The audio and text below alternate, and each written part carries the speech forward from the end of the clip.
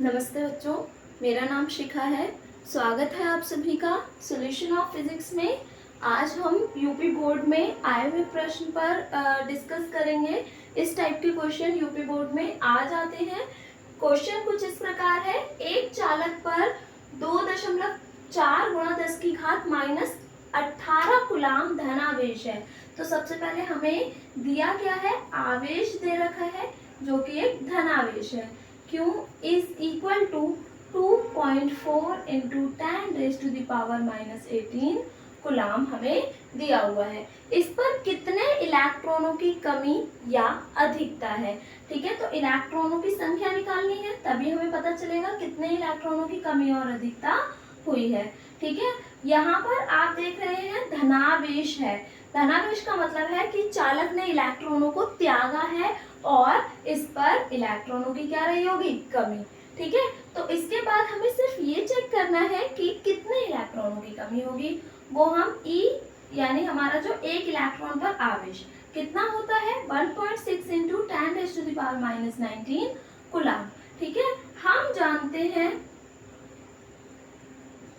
we know that Q is equal to N E होता है। यहाँ से मुझे इलेक्ट्रॉनों की संख्या दैट मीन्स N निकालना है, तो N बराबर क्या हो जाएगा, Q अपॉन में E।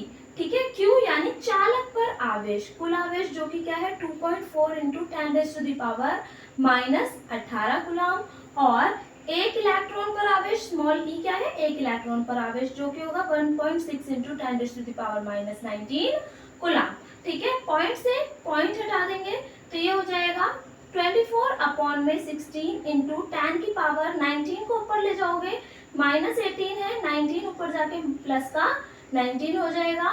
ठीक है, इसके बाद आपका यहाँ पर बचेगा 10, क्योंकि 19 में से 18 जाएगा दैट मीन्स 1, तो यहाँ पर हम इसे 240 डिवाइडेड बाय 16 लिख सकते हैं और ये कैंसिल होगा।